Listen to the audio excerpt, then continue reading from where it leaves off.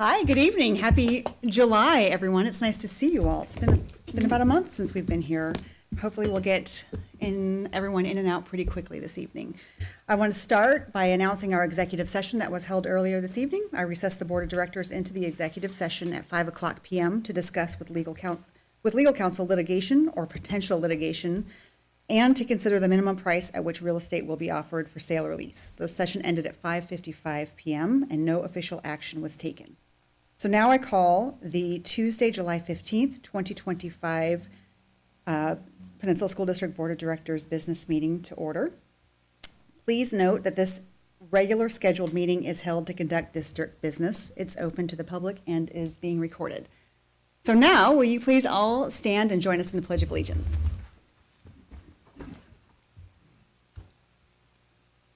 I pledge allegiance to the flag of the United States of America and to the republic for which it stands, one nation, under God, indivisible, with liberty and justice for all. Okay, item 3 is the approval of our agenda for the evening.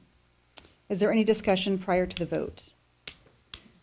Is there a motion to approve the agenda? So moved. Is there a second? I'll second. It's been moved by David and seconded by Jennifer to approve the agenda. All in favor say aye. Aye. Any opposed? Motion is carried and the agenda is approved. We're going to start this evening with a presentation about our general fund extension for the 24-25 budget. So I'd like to call Ashley Murphy and Chris Bishop up to make that presentation. This is an important matter as budget decisions impact our students, schools, staff, and community. And the board welcomes public input as part of this process. So after the presentation, I will invite the public for comment on the proposed budget extension. That's really loud. Okay.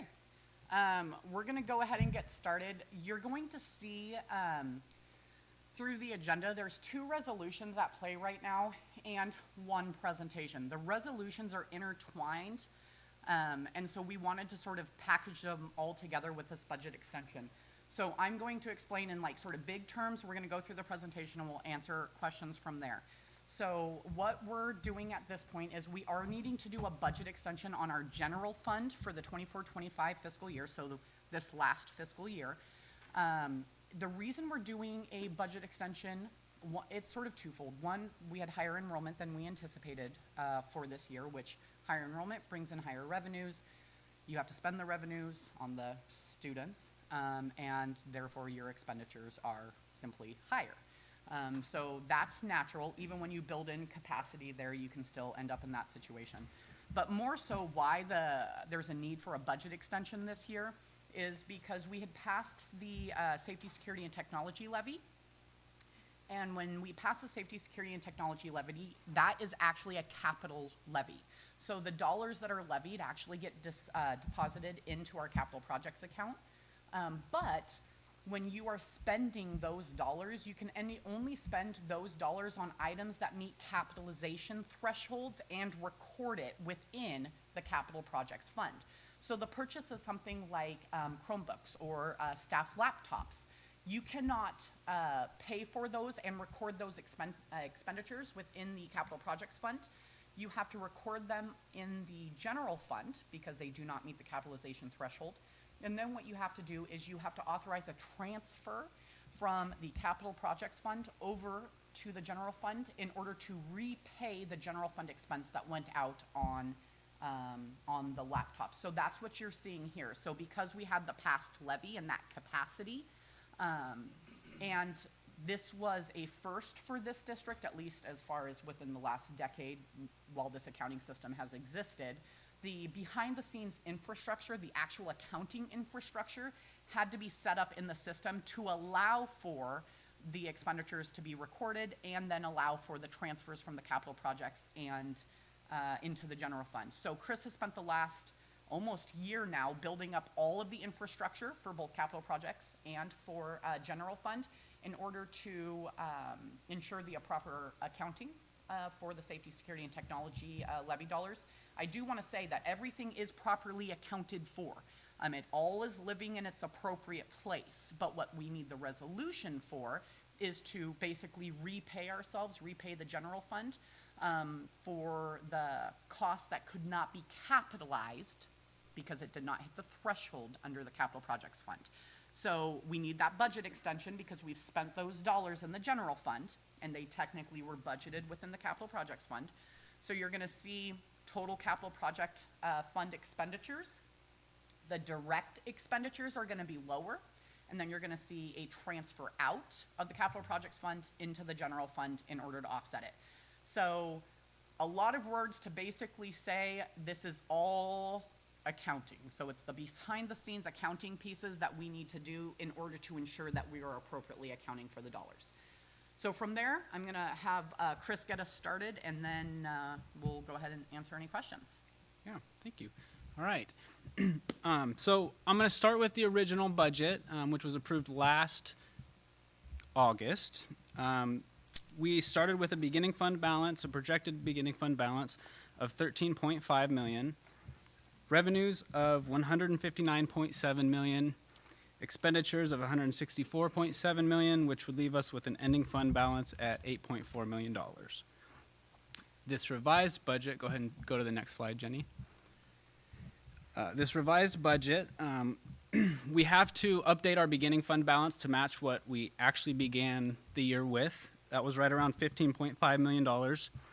The budget extension will bring our revenues up to $166 million, our expenditures to $171 million, and leave our ending fund balance right at about $10.5 million. The $10.5 million is 6.1% of our total expenditures, which is just above the board goal from 4 to 6% of expenditures, ending fund balance divided by total expenditures. Now having an ending fund balance that hits right at that 6% was necessary because we knew we were bargaining this year. Okay, so I need the money in the bank in order to get through September and October payrolls while we're waiting for levy dollars to come in and backfill. So, it's intentional that we're sitting there at a 6% in order to cover the costs from a cash flow perspective, because we knew we were going to see increased wages because of our teacher ratification for their contract. Next. Now we have some details. The increases in the revenues, enrollment over projections, like Ashley mentioned, that amounts to about $400,000. Actual insurance recoveries, we budgeted $50,000. We're right at $450,000 for the year. Insurance recoveries, when we say the term insurance recoveries, what we're actually talking about is liability insurance. So let's say we have a tree that comes down on a water tower. Completely hypothetical, of course. So the insurance company ends up paying out money in order for you to go get it repaired. Well, you didn't budget for the tree to fall on the water tower, so you don't want to over budget your insurance recoveries, like, hey, there's going to be a massive issue, so we're going to budget $1 million, because then it sits there in fund balance and makes you look like you have money that you don't actually have. So you're more conservative in budgeting the recoveries, and then if your insurance recoveries, like if things do occur during the year and it's more, then you can do a budget extension. Now, it doesn't mean that we got extra money. We just got the money associated with the repairs that were necessary at that time, but we are seeing increased insurance recoveries. Part of that's also a tactic that the district has been using over the course of the last few years, in the sense of, if we are paying multi-million-dollar liability bills, we're going to submit it. We're just going to submit our costs then, because at this point, what we're seeing is when they're calculating our insurance premiums, and they talk about this mod factor ratio, we aren't receiving credit for having significantly low mod factors. So they take everyone, average them out. This is going to be our mod factor of 1.0. If you're above it, you're going to pay more. If you're below it, you pay less. So if we're not getting any type of significant credit for being below that 1.0, then let's submit and at least collect dollars in over the course of the year versus spending our own dollars. So that's what we're doing. So we are seeing more in insurance recoveries because we're putting more through to the insurance company for them to cover. Next is our transportation. Oh, go back, Jenny. We're going to stay on this slide for a while. Next is our transportation allocation. It came in $300,000 over what we had budgeted last fall. And that's in February every year, the state does a true-up for transportation revenues. And the state, everyone else gets their IPD, their implicit price deflator on wages during the budget season, during that legislative season. The only group of staff that does not get it is transportation. They get theirs in February based upon data from the beginning of that year. And so when our data was reviewed in February, this last February, February of 25, it showed that the state needed to provide more revenue to us than what they had already told us they were giving us. Hence the reason we have that $300,000 increase. The next increase for our revenues was the OSPI provided a one-time $50 per student allocation during the 2025 legislative session. That amounts to $418,000, and we received that at the end of June. And then the last line is the Safety, Security, and Technology Levy Funds transfer that Ashley mentioned. That amounts $5 million.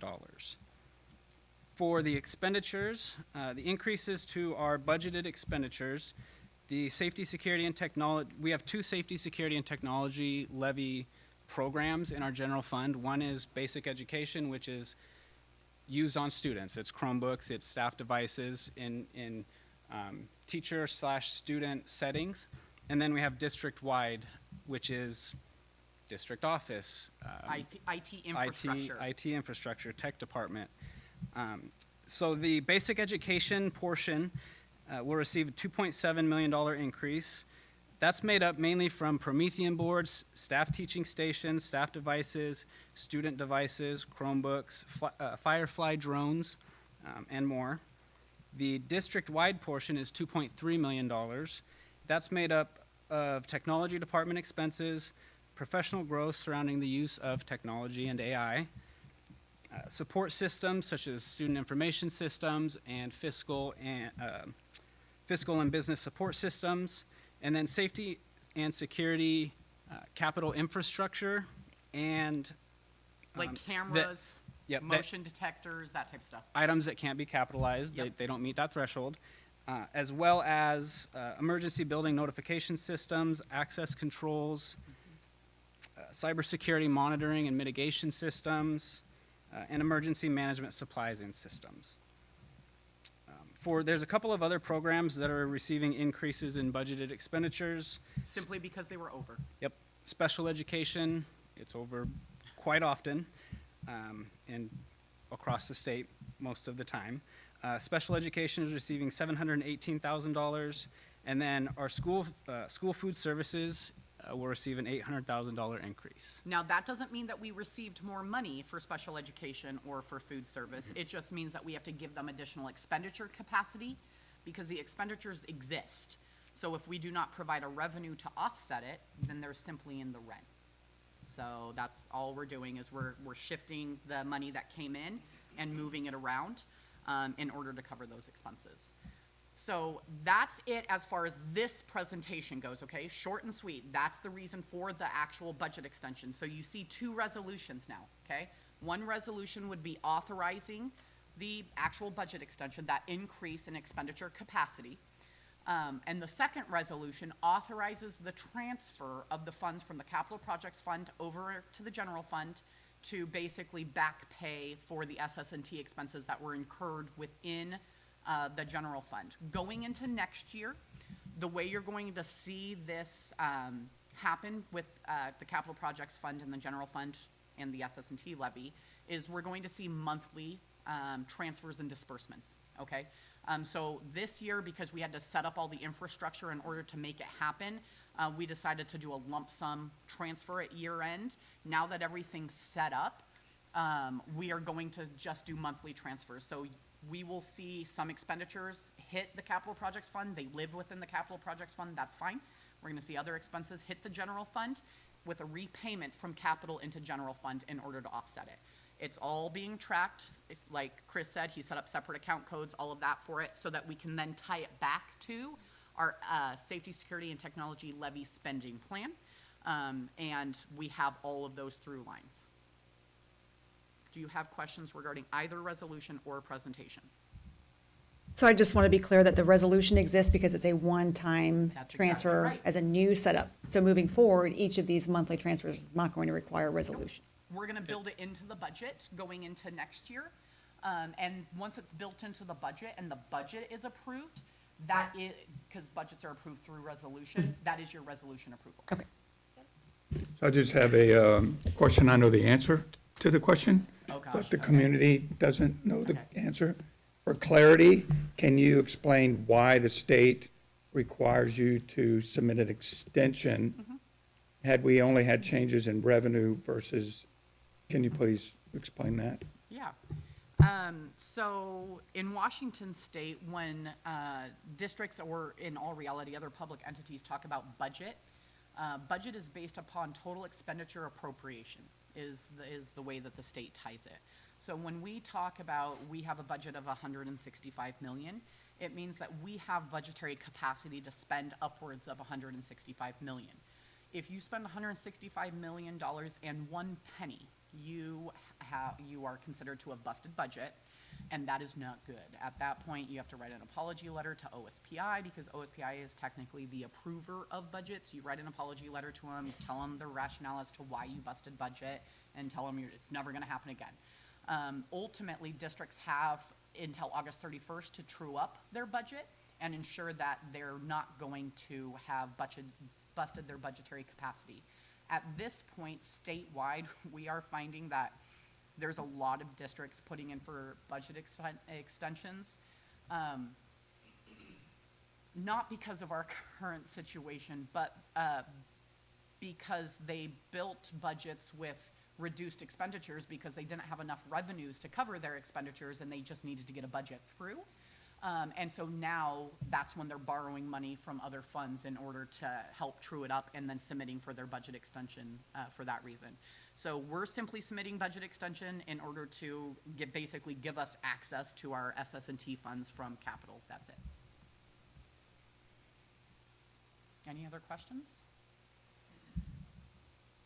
Okay, perfect, thank you. Thank you. Okay, so at this time, we'll invite public comment on the proposed budget extension. We'll call for it 3 times. Anyone wishing to speak on the proposed budget extension?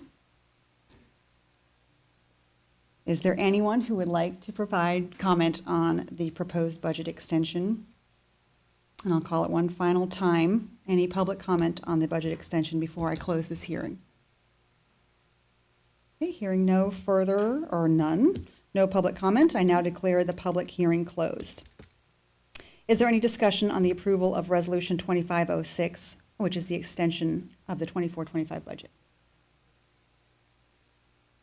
Is there a motion to approve Resolution 2506, extension of the 24-25 budget?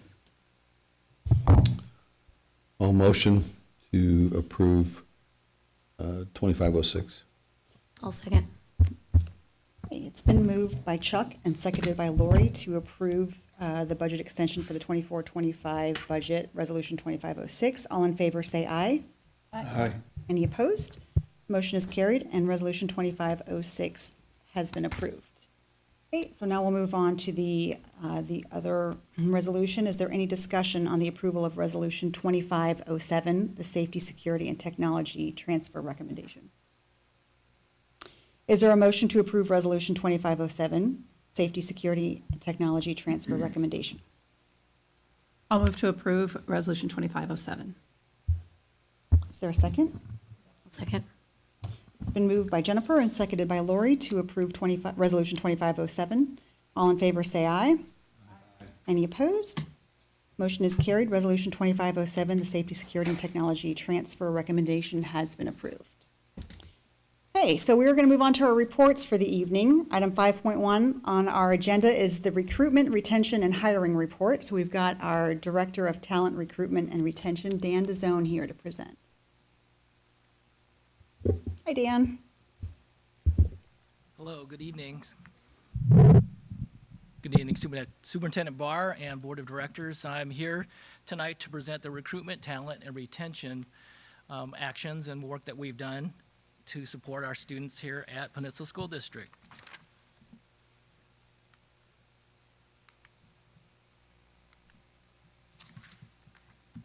So as you know, this presentation, as the overview, is to really just talk about some of the improvements that we've made to make sure that we retain and support our staff.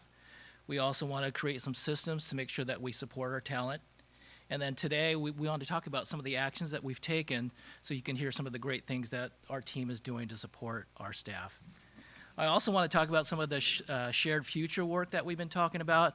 As we ask our students to learn and improve, we've got a lot of things that we have learned through this process this year that we want to share with you that we're looking forward to for school year 25-26. Of course, connecting this to the strategic plan is also important. As we look at data, I will share with you our numbers for our staff is going down. I think that has to do a lot with staffing, so I'd like to commend our staff on really being fiscally responsible when we look at our staffing, when we're looking at making sure that we are putting staff in places to be fiscally responsible. We are trying to make sure that we attract and develop and retain the staff that we have. So our best recruitment plan is to make sure that we keep the people that we have and also attract people. I will tell you that when we go to certain events, people love hearing about Peninsula School District. We try to have the mantra of being the best district in the district and also being very innovative.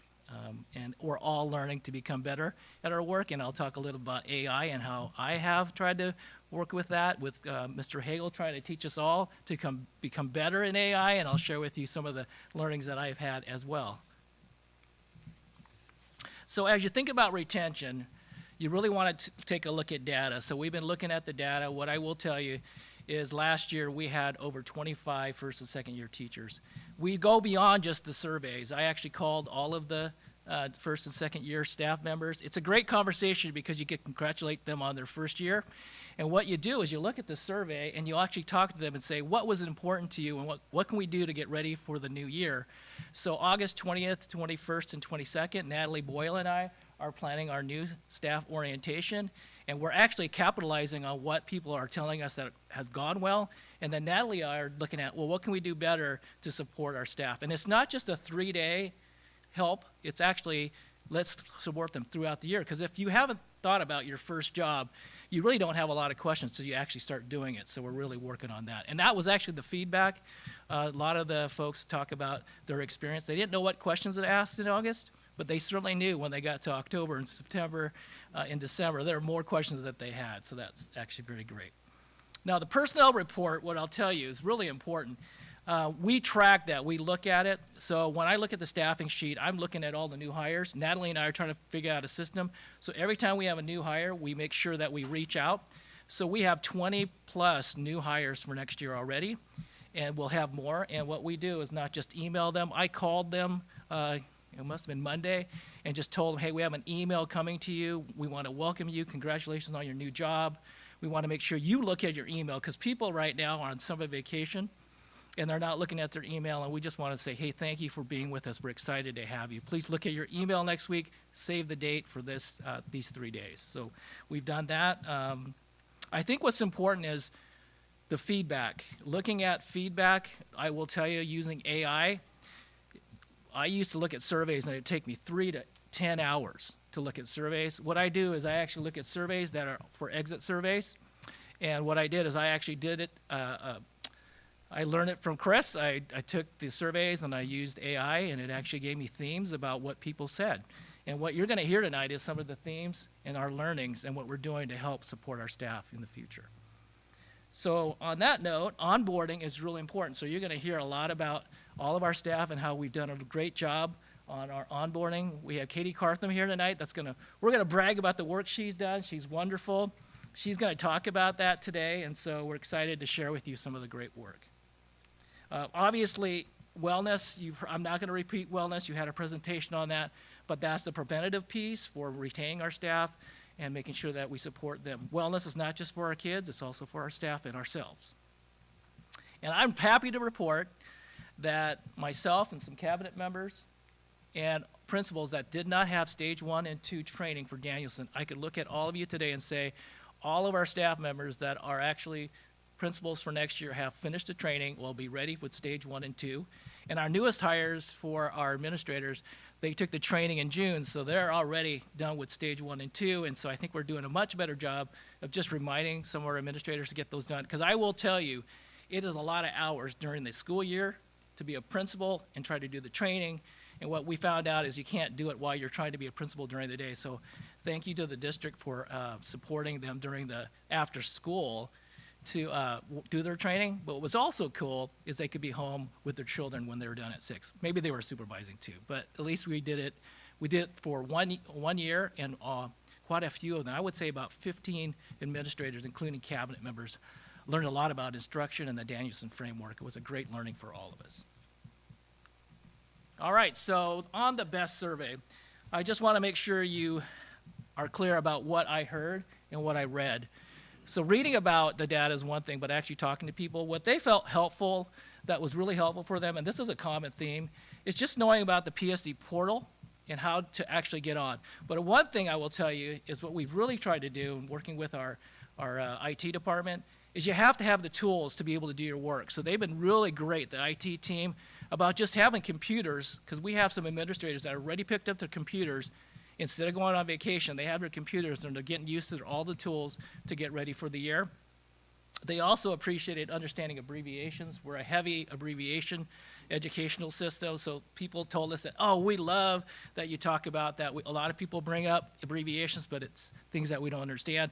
When I interviewed recently, when people are talking to our students and our staff and our parents, what I hear is, that was a lot of jargon and we don't understand that, and could they help us with that? I think we had that experience with Chuck and I, with some of the families and the students, that we got to make sure that we explain what we're trying to speak so people can understand. So that's always been important.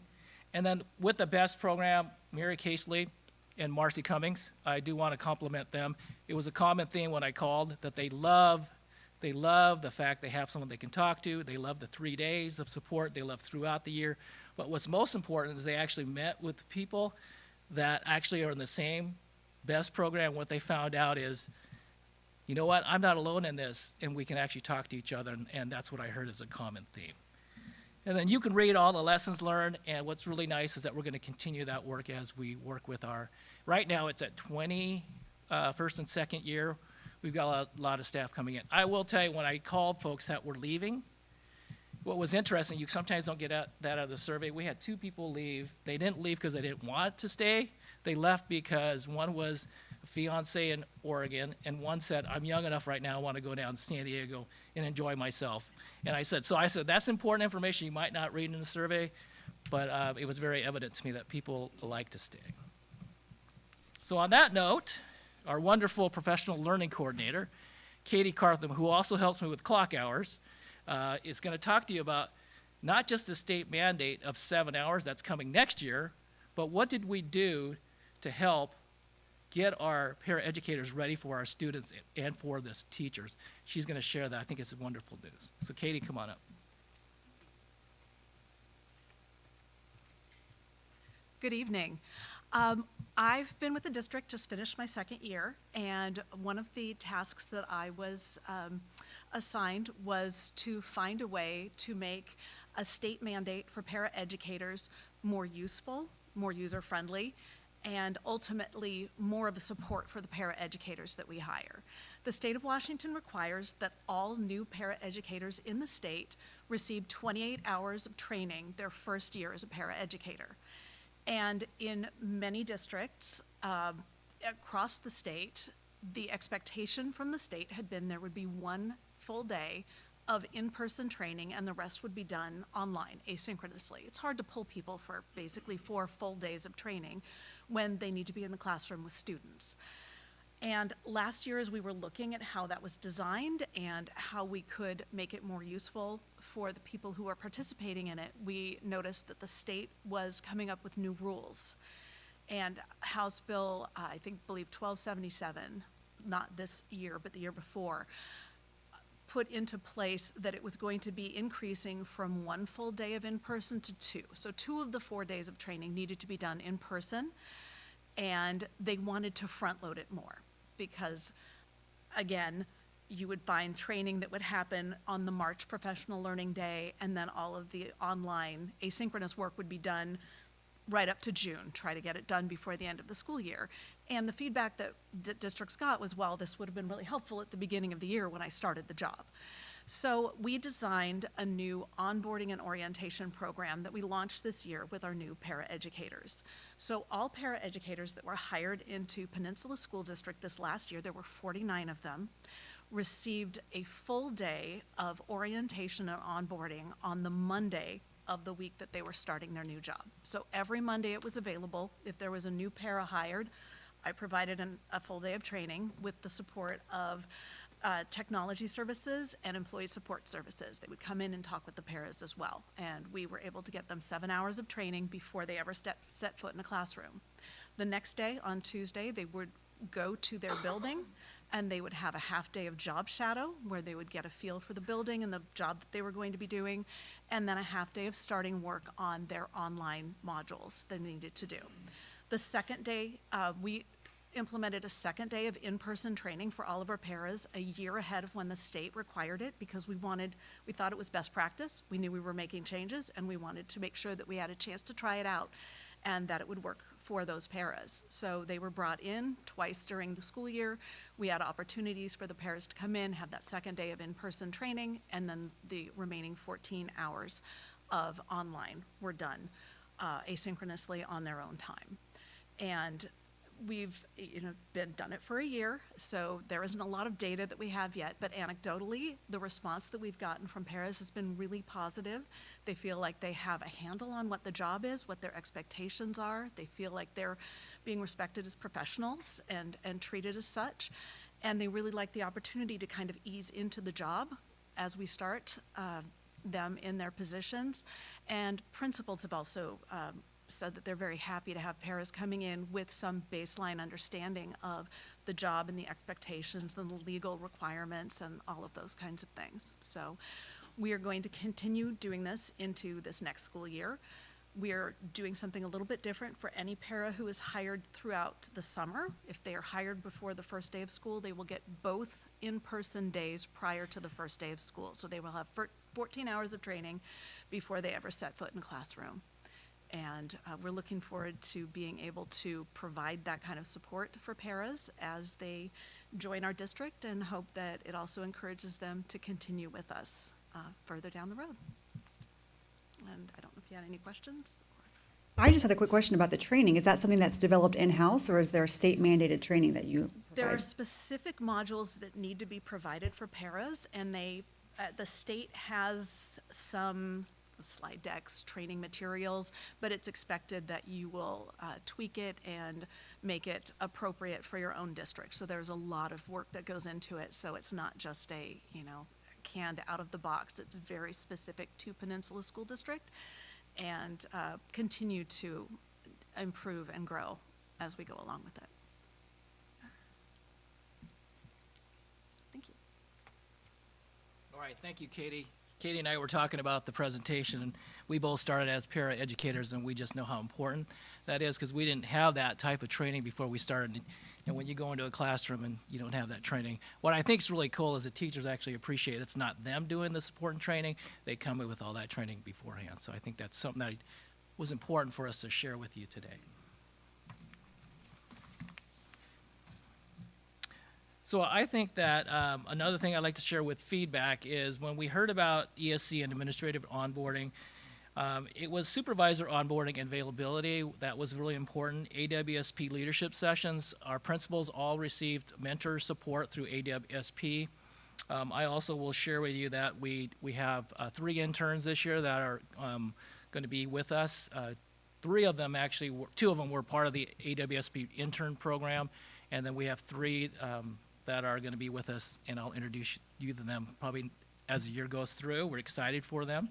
And I think what I heard is what they really appreciate is just some special ed knowledge building and training. Jana Rush and her team, they've done a really nice job throughout the year, including Michael and Julie, just reminding all of us the important compliance components around special ed and the importance of inclusion and making sure that we support our students and families through that venue. Lessons learned, something that we want to continue, is this is an ongoing learning for all of us. Some people want to know, okay, what's the evaluation expectations, timeline, tool we're using? I will tell you that our teachers get the TPEP training, the new ones, and they actually told me if a part of the training, besides Mary Casely and her work, they said they really appreciated understanding the eval system and how it works, and they really appreciated that. They want to know more about leaves and just the Red Rover system, how to make sure that when they get in the system, how to put their leaves in there, how that works. So we actually have included that in the new hire orientation with our staff. We also, we want more standard operating procedures for sustainability, so that if one of us wins a lottery or leaves, there's actually a written procedure of how we actually did it, so we don't have to reinvent it. And then everybody wants to know, how's the hiring procedures, how can we get better, what are the rules when we do this, and so we want to get better at that. So this is the exciting part. This is the part that I love, recruitment and hiring. What I'll tell you, these are some data points that we look at. As you know, we had 25 plus retirees. I want to thank Jenny Wilson. If you weren't here for that day, this place was so well decorated. The team that she worked with came here, worked so hard for our retirees. I think that's a good way to celebrate. I just want to thank them for all their hard work. That's really important for the people that were here, and those that weren't here were recognized as well. I do want to say that we continue to look at hiring certain classified. I think this is the piece where we need some help. We think we need to do more outreach to the community, to the Key Pen, and to some of our community events. This is where we'll need your outreach. I'm looking at Classroom Intercom. It's a way to actually do more social media. That's actually an area that I think we can get better at telling the stories. There's a lot of wonderful things happening out here, and so I think we're gonna work more on just telling the story, not just talk about it. And then, like I said, admin interns are our pipeline, so we have 3 wonderful admin interns that you'll get to meet, that we're growing the pipeline for future administrators. And then student teachers, you might not know this, but we had 50 plus student teachers that we processed this year. The great thing is that we have a high retention rate. The bad thing is we don't get to keep everybody, but we certainly do have a lot of people, and universities want to be here because of the professional learning that they get from their staff and their teachers. And a lot of kids come back and said, I want to be with the school that I grew up in. I don't know how many times that happens, but I'll tell you that is the coolest thing, right? And then what I'll tell you, this is the cool part. As you know, when we go, I want to thank Patrick for that. When we go to events, thank you to Chris Hagel and working on our new logo and the kids that came up with our new logo. When we go to events, we show. We are Peninsula School District. What I want to share with you is you haven't come to the events, but there were 800 plus certificated staff members in Tacoma. And what's really cool about that, we want to represent our community well, our district well. We're very innovative, and we talk about that. What I'll share with you is we put the logos on the top, because when I go to events, it's hard for them to see. So if you haven't noticed, all the logos are up top. We light up. I will tell you that some of my colleagues that are my friends, they all look at, where'd you get that from? Where do you want that? But I will say we represent well. We have classified and certificated banners. And what's really cool is on this slide, we ordered a tent. We had 2 tents. So for the Special Ed Day of Champions, we put our new tents with the new logos. So when you have community events, it only takes a couple people to talk about our district, to tell them about the wonderful things that are going on. And by the way, we're recruiting. So some of you know about the swag. I've seen you wear the hats. We got it on the website, so order the swag. There's swag in front of you. I know you know about the swag, but we're just trying to get our brand out there. There's also a stress ball in there, in case you want to play with that. So there you go. So the next thing is, you might not know where we go. So there are a lot of events that we go to. I just want to highlight the Port of Tacoma. I will tell you that the bus drivers, when I ask bus drivers with Donette if they want to come hang out, they hang out and they bring their bus. And if you see that picture right there, that was at the Port of Tacoma. We had more people come and check out. People love our bus, and our bus drivers like to show it off. And then we also attend the Scarecrow event. We're going to be competitive this year. We're ready to take it for the Scarecrow event. Tacoma Community College, and then any event that's going on in the district, we always want to be there to show and recruit. I think what's really cool about this slide and the next slide is that you see the children right here. When we talk about recruiting, we bring our students with us. And what's really cool is we brought our Teacher Academy kids last year, and this year we brought our Black Student Union and our people of color from Peninsula High School, and the kids came to recruit. And I will tell you, they were our best recruiters with teachers. And what's really cool is some of our kids want to be teachers, so they actually got to go to the fair and see what it was like to see what it's like if I want to become a teacher in the future. So it's kind of cool.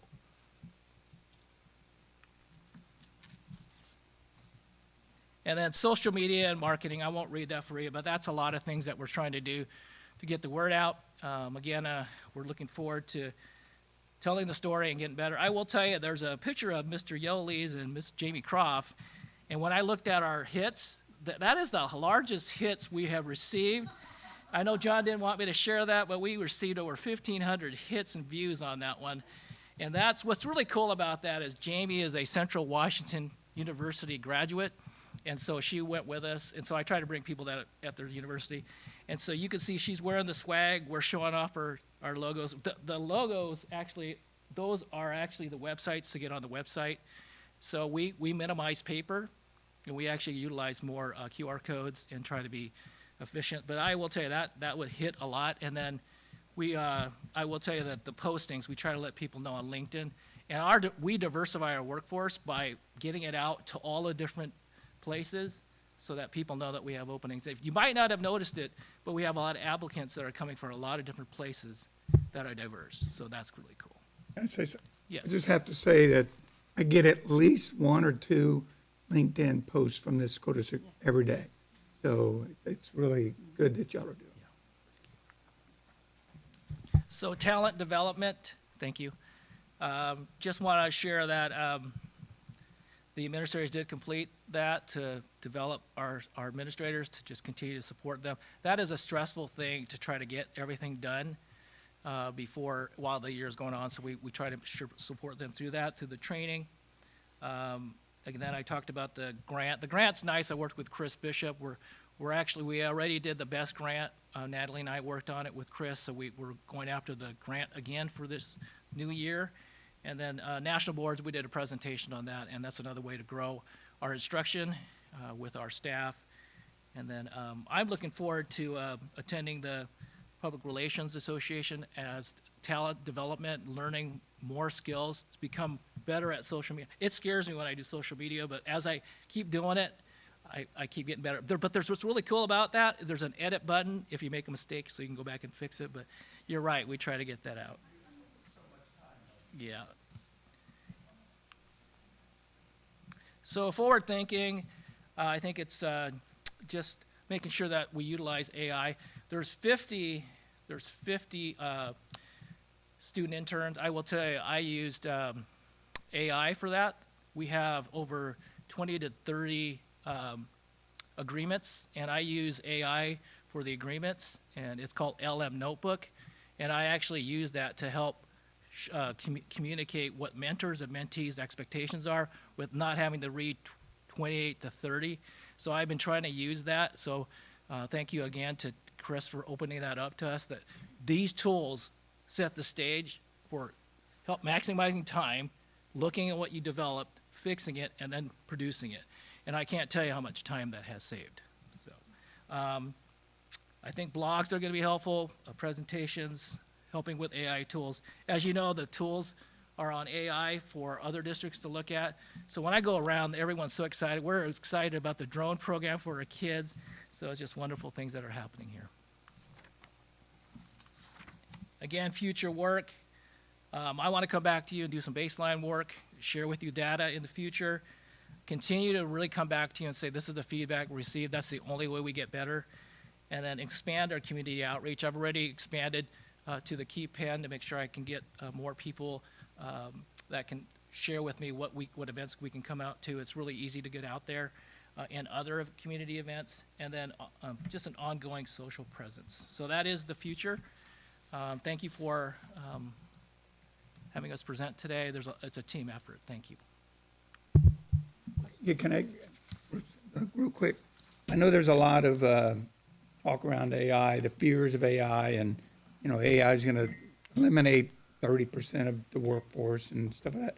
In some cases, it's probably a good thing because maybe it is dangerous, warehouse work or something like that. But I have at least 4 AI things up on my computer at home all the time that I use.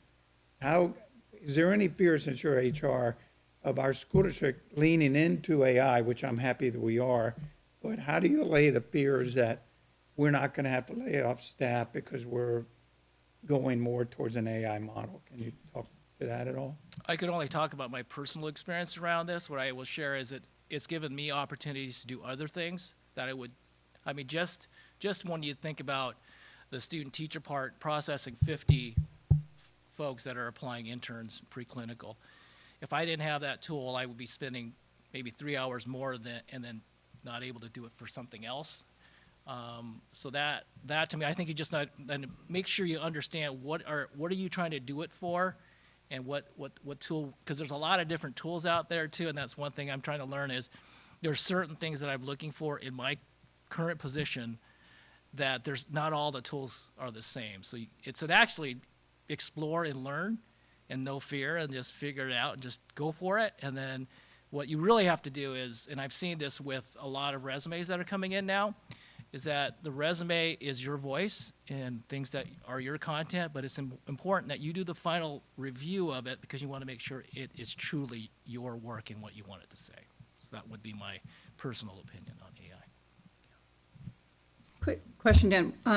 Besides the innovation, being attracted by innovation, have you noticed any other themes that people have said in your recruiting visits that they are specifically interested in Peninsula? Kind of like, what's the word on the street that our district, that attracts them to our district? Yeah. I think beyond AI, I think it's, people might not think this, but because kids have grown up here, they know what the community's like. They want to come back home. They know what it's like to possibly raise children in the future. Some people come back and they want to raise children here, and they say they do a search and they find out this is a great place to raise your kids, is one thing. I also think they're attracted to the benefits and the salary. They really don't look at salary so much, but they know that we're pretty competitive around that. So I would say that, and then I think it's our best recruitment is the people that are actually currently in the district. They're actually our best recruiters. Our parents, our staff. When we think about recruitment, it's our people that are talking about our district that really tell you what's going on. And I think that's the, like I had a lady come, I just talked to her, she was from Texas, and she said, I'm coming back, and I've heard about your district, and I want to come back here because I've talked to somebody. So it's about not just their children coming to school here, but I also think there's a lot of support around just trying to be great at the instruction and support that people want to be part of.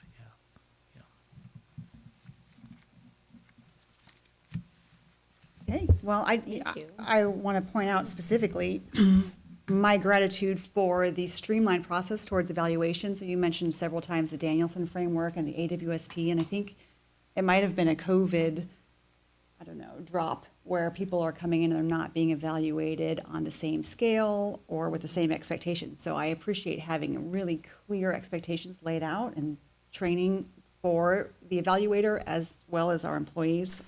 I think that it just really lends to a more professional workforce with clear expectations for everyone and the ability to set goals, and that really aligns with our strategic plan. So you're moving along in such a great direction for everything that we've been looking to build. So I want to tell you, it wasn't just the administrators, it was also cabinet and our teaching and learning team.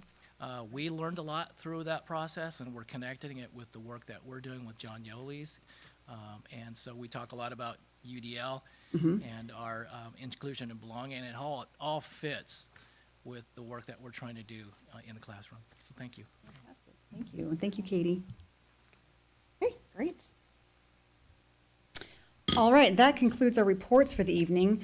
The next item on our agenda is community comments on agenda items. These are comments on items that we are taking action on. I think everybody has signed up for non-agenda items, and there will be a separate portion later on in the meeting for that. So we'll move on to our consent agenda.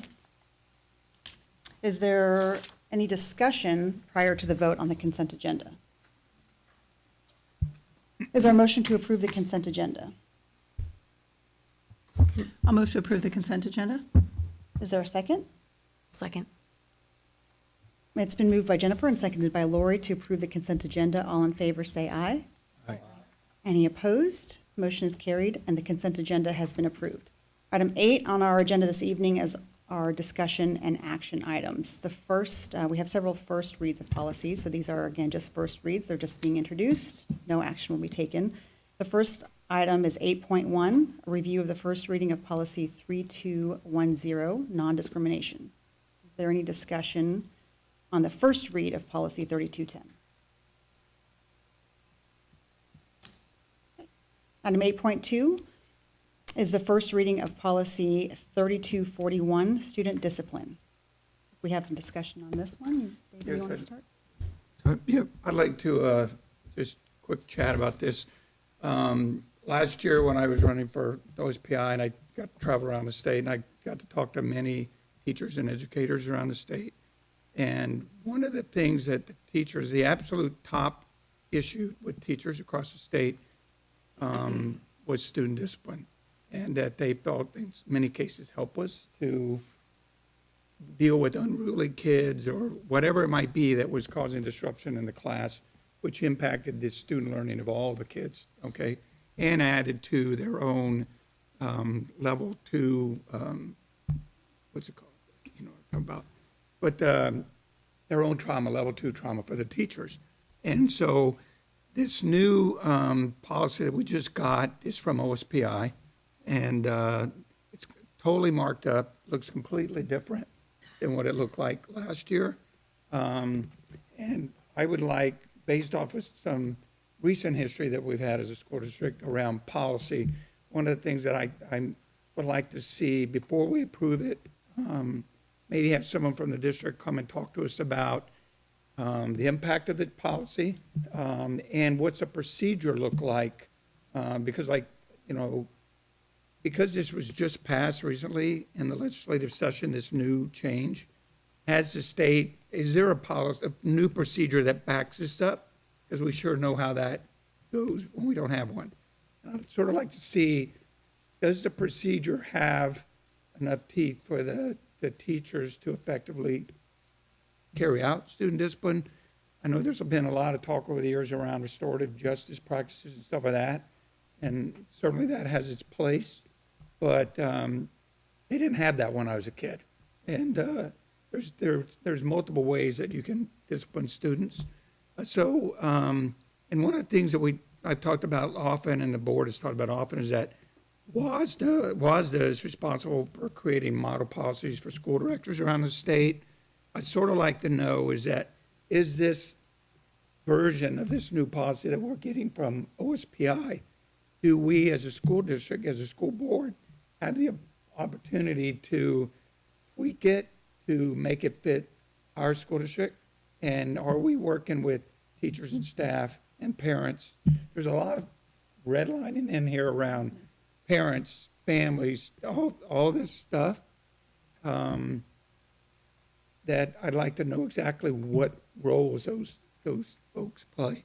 And so maybe before the second reading or at the next meeting when we are asked to approve it, maybe someone from the school district come and talk to us a little bit about the impact of the new policy, what changes as a board we could make to it, or is it rigid?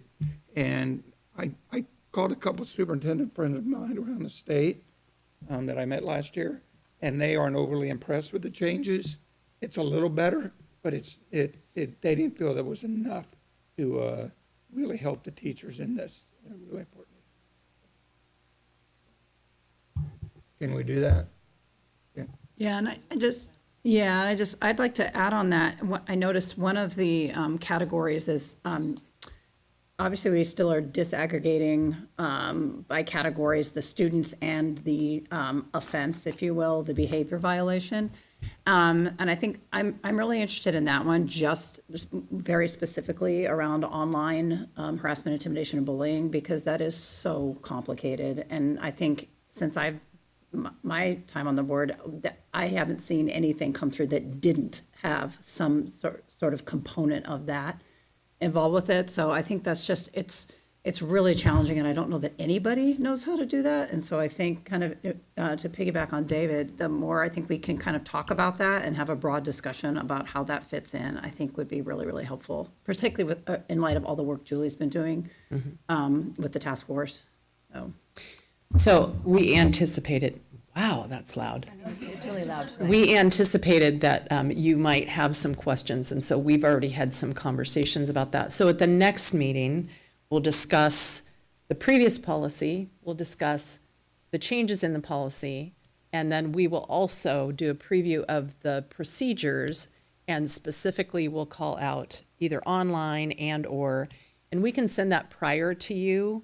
You know, we could just blind copy you so that you actually see what the procedure is. The procedure, we have more time to finesse, but I do agree with you because there have been multiple changes. And when you look at that policy, it is hard to understand what is there and what is not there. So, When I was reading the red line version, I was like, strike out. I'm like, oh, wow, they deleted that entire page.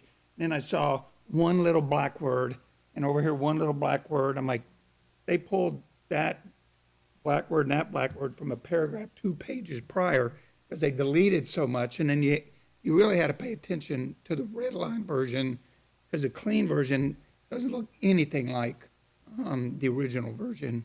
And so, and going back to what Dan said about when you make mistakes on social media, because this is a new OSPI policy, you'd almost expect them to expect us to go, we don't agree with some of this stuff. And that's why I'm like, do we have the authority as a board to make changes to it as we see fit, to make it more rigid if we want?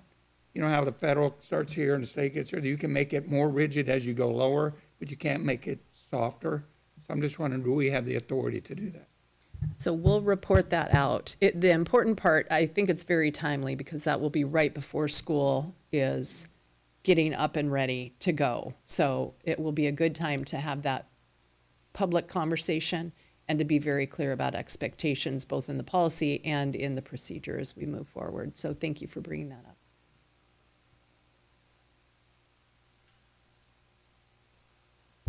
Any other discussion on policy 32? Thank you. We'll look forward to that report in August. Item 8.3 is the first, or review the first read of policy 4040, public access to district records. Any discussion? Item 8.4 is a review of the first reading of policy 4130, Title I, Part A, parent and family engagement. Is there any discussion on policy 41? All right, great. Moving on to item 9, these are comments from the community on non-agenda items. When I call your name, please come to the podium. You will have 3 minutes to speak. State your first and last name, and there will be a timer up here to help you stay on track. But if you run over, I will have to stop you at 3 minutes. But please know you can always submit your comments by email as well. So first speaking this evening, we have Lisa Voss.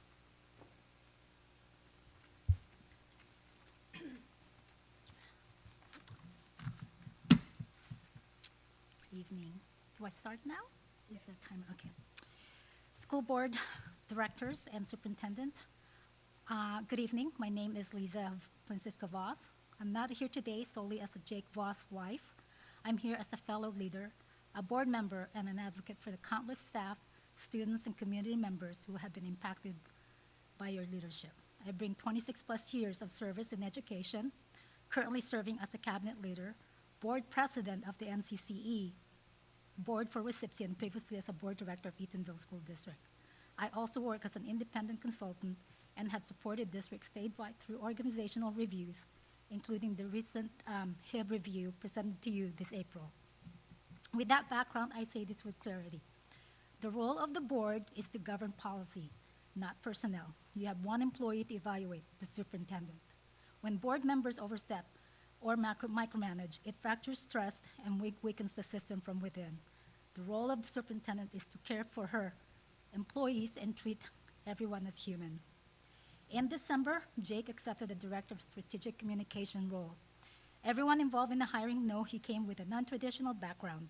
The superintendent promised mentorship. That mentorship never came from the superintendent, the CTO, or anyone else. Let me be specific. Jake received no structured onboarding, no clear expectations, no regular check-ins. When asked to document his work, he did so thoroughly, despite a lack of direction, only to be told his efforts were disappointing and that he needed to build and fly up the plane at the same time. That is not leadership, it's sabotage. The CTO said if Jake needed guidance, then he didn't need a director at all. That mindset is toxic. Jake was told he'd shadow the superintendent to craft the district narrative. He was never invited to those conversations.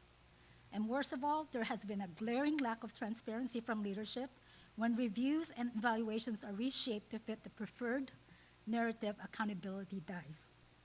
Jake came with humility and heart. He believed in your promises. Those promises were broken. He was set up to fail and left unemployed. You mentioned that last hired is the first to go. A seemingly simple process. However, in my opinion, that approach is a shortcut, one that reflects a passive mindset. True leadership requires a thoughtful evaluation of the district needs, identifying what is essential and what is not. That level of discernment is not just a procedural responsibility, it's a moral one. You owe it to the individuals who have placed their trust and their livelihoods in your hands. What I find particularly difficult to understand is how a position can be created, one deemed vital to shaping and communicating your narrative, and then just 4.5 months later be deemed unnecessary.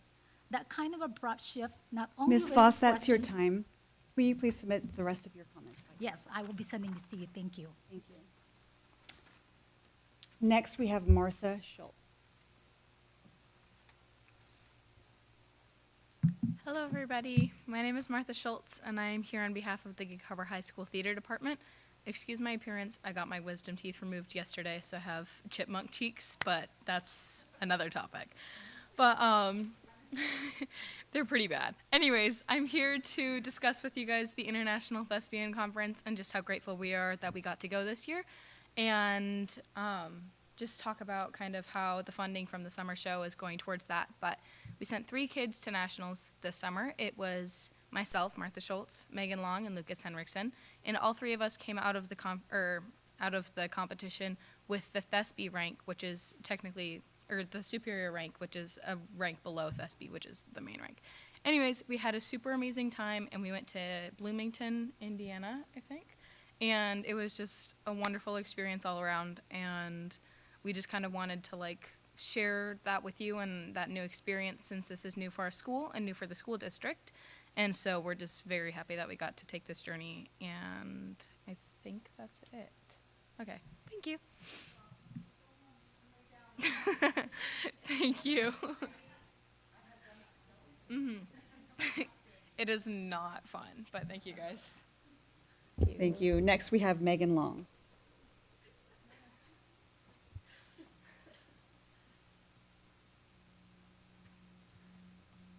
Hi, I'm Megan Long. I'm an incoming senior at Gig Harbor High School, where I'm also a part of the Gig Harbor High School Drama Club.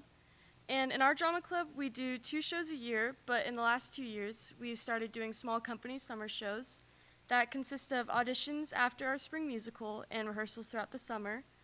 And we use these summer shows to raise money for all of our club members to be able to attend the Washington State Thespi Convention, which is where we all get to learn a bunch of new things about theater, and it's a really good opportunity for us all to learn different things about it. And this year we are doing the musical Hadestown, if you couldn't tell by a lot of our promotions. This show is about the love story of Orpheus and Eurydice alongside the story of Hades and Persephone. And it's full of really beautiful music and some super fun dancing, if I do say so myself, alongside Mrs. Winiger. And if you'd like to support Gig Harbor High School drama or want to see a really good show, come see Hadestown this weekend only. That's all. And next, Caitlin McAllister. Sorry, Aaron. I almost put you on the spot needlessly. Hello, I'm Caitlin McAllister, and I'm also here on behalf of our Gig Harbor Theater program. I'm going to be talking about our summer camps that we provide to children in the community. Last year, we did our first summer show, which was Annie Jr. We raised $3,000. And with Frozen Jr., which we're putting on now, we've already raised $3,500. And we've already put some profits into improving our auditorium. The show is July 25th, so I urge all of you guys to come see all of the work we've put into it.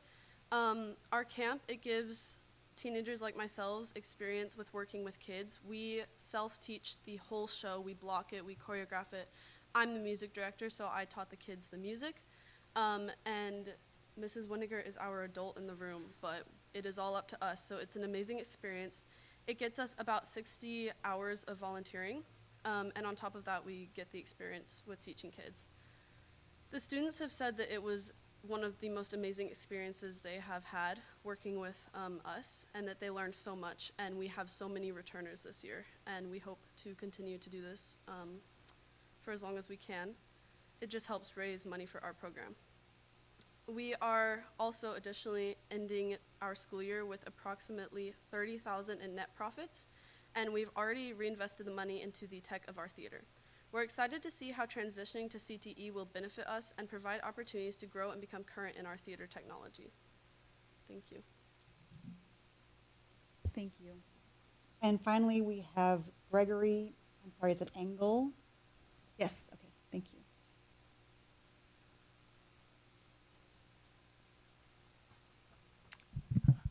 Thank you for allowing me to speak tonight. Board of Directors, Superintendent Barr, community members. My name is Gregory Engel. I'm a physician, epidemiologist. I'm new to the Key Peninsula. I wanted to describe a program that I've been working on for the past decade in Washington State. We feel that instruction on firearm injury prevention is an important part of the health curriculum, should be. You may know that 200,000, by the time a student is 18 years old, they've seen 200,000 images of violence on TV alone, many of them with firearms. That doesn't count movies and video games and social media. We don't have any counterbalancing information that we give in our high school instruction to give them the facts about this important problem. It's the #1 cause of death in their age group. It's a huge issue in our state. We've been bringing our program for the last 10 years, developing with a team. The last year we presented to over 5,000 students in Washington State. It's an evidence-based, public health-based program, completely, meticulously nonpartisan. We've never had a complaint about, we're talking about a controversial subject, but never had a complaint from a student, a teacher, an administrator, a parent. We are gathering evidence with my team of medical students at University of Washington that this is an efficacious way of teaching students. You may know that in states around the country, there are a half dozen or so, including, interestingly, Arkansas, Tennessee, New York, Connecticut, a diverse group, which are starting to present this kind of information to students because they need to have it. They need to have it to keep themselves safe. And think about our own children, our best safety for our own kids and violence is to have their classmates know about how to protect them. In fact, having kids know about these things is our best protection against gun violence as well. So I wanted to make you aware of this program. I've spoken and been corresponding with Superintendent Barr on this. We'd love to bring this program to this peninsula. Students deserve to get this information, and our community needs to have it as well. I will send some information out to you. Please correspond with me. I look forward to working with you in the years to come. Thank you very much. Thank you. Okay, and that concludes our public comment for the evening. So item 10 on our agenda this evening is our superintendent's report. All right. Goodness gracious. You turned it up in the back. So I've just returned from Washington DC as a representative for AASA, which is the superintendent body for the nation. And I serve as an executive committee member, which is the whole West Coast. And we were on the Hill speaking with our Washington State legislators, all of our delegation, really around our frozen title dollars. As we spoke at the last board meeting, all of the title, not Title I, but basically all the rest have been frozen for all of the states throughout the nation. And if you have been paying attention, you know that we have been lobbying at all levels. Our delegation yesterday on Friday, Friday sent a letter to Congress, from Congress, to not the Department of Education, because that's not where it's at. It's at the BOG or BOJ. So we don't anticipate, as we have spoken, and if Ashley was here, we don't anticipate that it will be unfrozen. Certainly not before school starts. We might be wrong. We'd love to be wrong. But we want to thank our Washington legislators for signing their name. It was bipartisan effort on all of the states. Like, I was sitting right next to Maine, and they had bipartisan letters that were going out. So just know that we were working very hard, but we are preparing for very limited title dollars. We also heard through the grapevine, this is not, we think that this might happen, that Congress will be coming back in October and looking at rescinding most of the title dollars to also put them into a state package, and then that state package would be reduced by 70%. And so we don't know exactly what's happening, but things are either not happening or happening behind the scenes. So it wasn't a real positive meeting, but we got into all except for two of our legislators with their LAs, because it's just how it went this year. Also, I just wanted to make you aware, Chris Hagel and I, before, about 2 weeks ago, week and a half, we were interviewed to become a member of the League of Innovative Schools. We will find out later in the fall. It was a great honor to even be asked to interview. The application was quite long and talked about all of the work that we have done, not just with AI, but also our Barnehagen work and our Eagle Quest. And you have to be allowed into the interview process. This is a very elite group, cohort of less than 150 school districts nationally, and you have to be vetted and then you're invited in. So we will hear later, but it was a great honor. It was lengthy, and they were asking really difficult questions. And so we'll see what happens. And then as we settle into summer, I was speaking with, we will be having a symposium, a leadership and happiness symposium. We are hosting up to 40 superintendents in September.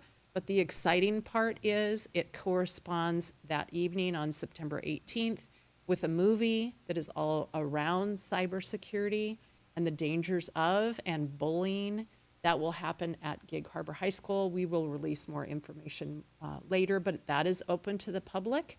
We anticipate, though, that we're going to have to give out free tickets because there's only so much capacity, as we know. 282 tickets, or maybe a couple chairs. So we will show a movie, and then that evening, we will go out and have our first performance drone, which will happen at the field right down below in Gig Harbor, Lower Field. Is that what we call it? Lower Field, right below Pioneer. So very excited about that. I just had a conversation with the co-sponsors, which is the Cook Center. If you know the Cook family, they are the essential oil owners. What is it, doTERRA? They own that, but they also have a whole community of mental health professionals and suicide prevention. We have also had our Gig Harbor and KP suicide prevention Coalition volunteered to do a breakfast for the superintendents, and then we will be doing a tour in 2 of our schools. But we look forward to having that first performance drone on September 18th. I'm making that announcement because you just allowed the students to go and actually be trained. So that was on your consent agenda. And as we settle into summer, just know that we have been visiting several of our school sites. I am looking at brown, grassy fields. Where's Patrick? Is he gone? Oh, there he is. No. I know. And I keep sending him texts and pictures, so I know he's super excited about that. Also of Scotch Broom. So when Superintendent Barr has a little bit of time on her hands, I'm out there looking at lawns and all those things. So I'm sorry, Patrick, but they will continue. But just know that our staff has been working really, really hard. They are checking on the buildings. We have some beautiful, like KPMS was out there and they have really wonderful irrigation. It's really looking nice. Walking the grounds, we see lots of staff walking the grounds and seeing firsthand the work being done to prepare for the upcoming year. I just don't know if people realize how much work happens in the summer because they're all off on vacation and our staff are cleaning, stripping floors, waxing, doing all the things. I'm looking at Donata as well, getting supplies in, getting things arranged, having our new staff come in and just allowing them to see the spaces. Really, our custodial and our maintenance teams, these are the people that are really behind the scenes and in front of the scenes doing an incredible work, getting everything in top shape. So thank you for everything. Even during the break, there's a lot happening behind those scenes, and we are really proud of the dedication. In fact, today at the ESC, we had all these security people and looking at getting key codes. Is that what it's called? What is it? Key cards. Key cards for all of the entrances. So that is one more evidence of what we have been able to do with the SST, and we're so grateful for that levy. I also just want to take a moment to wish all of our staff, I hope you're not watching this, I hope you're out and enjoying your families, students and families a fun, safe, and restful summer. And just as a reminder, do not forget to do some reading. Summer reading is absolutely the best. We still are doing Peninsula reads, and this is the time that I know, you know what, go through, we have some new bookstores. We have a new bookstore downtown. Go through there, pick up a book, go to the beach, enjoy, and read something. But enjoy that time to recharge because it's going to be August, and then we're going to be in September. So, and we're really ready for a great year ahead. Thank you. Okay, moving on to board discussion and comments. Who would like to start this evening? I'll jump. How do you raise your hand? Well, I threw my hands up, but I do want to thank everybody that's working through the summer. And I'll be coming to see the show. Yes, we will do that. Peninsula High School Band has been busy out raising money. They did a little performance out my way recently, and they've been washing cars in Key Center. So they've been out there, and I just want to ask everybody to support the Peninsula High School Band boosters. I also just want to bring up a couple of things that are happening in the community. The Art Walk is happening August 1st in Key Center.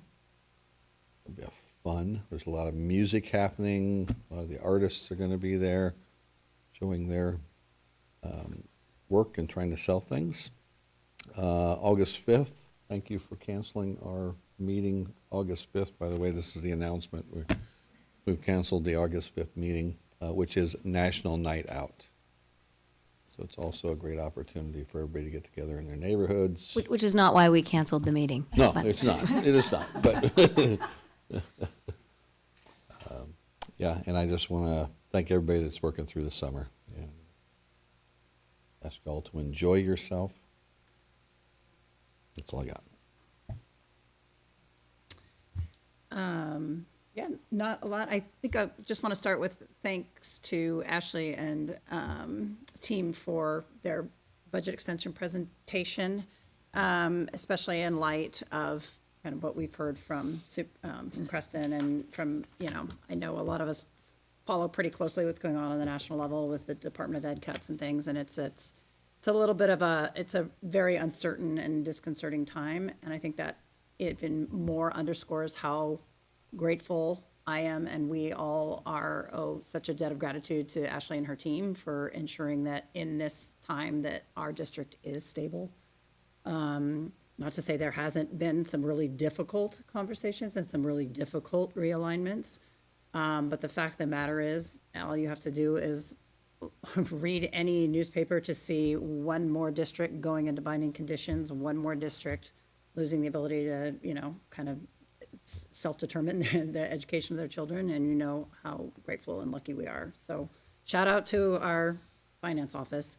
And then thank you guys for talking about your summer camps too that you're having. I have my kids are in. I think one of the things this summer that is so neat is all of the different student, be it athletics programs, be it performance, in the theater program, the opportunity for the high school kids to become mentors to the younger kids during the summer is so fantastic. And I know mine have benefited from that through sports programs. I can't imagine how many kids it just must be incredible to be able to do it through theater, through band. And so just a shout out again to the people who are working through summer and the kids who are working through summer as well, and the adults supporting them. I mean, it's such a special opportunity for those younger kids to see older students, in that role. So thank you guys. And it's killing me that I can't come to Hadestown because I remember last summer watching Six last summer, and it was mind blowing. So you guys have some pretty special magic going on over there. So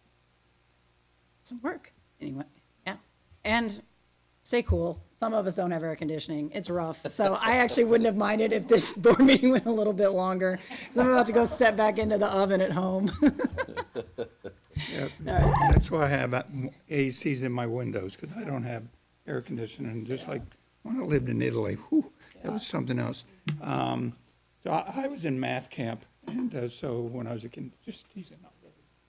But no, I think it's awesome to have the various summer camps. Just like we see the benefit of the students, able-bodied students, helping the unified students. Having the summer camps with the older kids mentoring the younger kids, the amount of reward that the older kids get and the lifelong relationships that the younger kids get from that. Sometimes, especially if there's only one family adult in the home, having that older mentor for the summer. I was talking to someone today around student discipline issues because it was a conversation based on some of the work we've done around HIB and around student discipline, and that this person told me that she was familiar with this program where she used to live, where the older high school students mentored the younger high school students, and it was almost like teachers didn't get involved. The students all agreed to self-discipline themselves, and that if there was an argument going on in the cafeteria per se, a teacher didn't get up and go take care of it, students did. And so I'm not, off the top of my head, I'm spacing the name of the program that was, what? Huh? Okay, that wasn't it, but it might, but I could find out what it was. But I thought it was a really neat concept that the students had all agreed to work together to self-discipline, to peer discipline, rather than having teachers or staff intervene. They handled it themselves, and it was very successful. So I don't know if that's something that we could look into, but I think was really cool how it's described. And another thing, came to my attention.